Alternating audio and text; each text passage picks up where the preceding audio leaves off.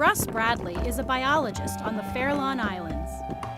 Most of the time that I've spent out there is in the spring and the summer in the seabird breeding season, where I work about 6 weeks at a time and then get a couple weeks off.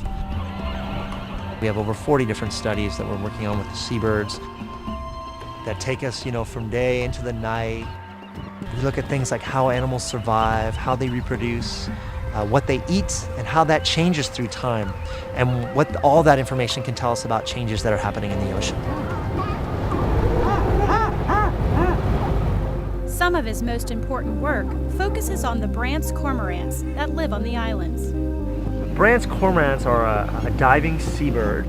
They're distributed from Mexico all the way up to Canada, but the biggest single colony of Brandt's cormorants in the world is on the Farallons, which has been as high as about 20,000 birds. Russ has been working on the Farallons for 10 years, and the past 4 have not been kind to these unique seabirds.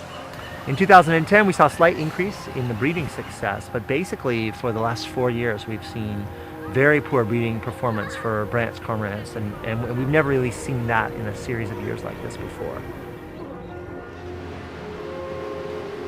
We think that this, may be an example of some real changes that are occurring in the local marine ecosystem, and that there may be climate impacts that are causing shifts in the prey, the fish that the cormorants have been so successful on.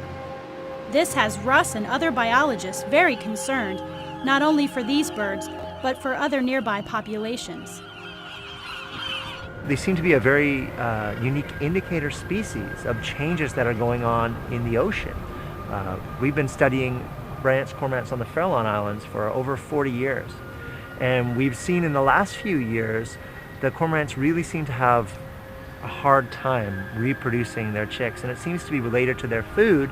And it appears that Brandt's cormorants are telling us about big changes that are going on with the so-called forage fish populations, the schooling fishes like anchovy, that we care about for lots of different reasons. So they're an important indicator of many different things.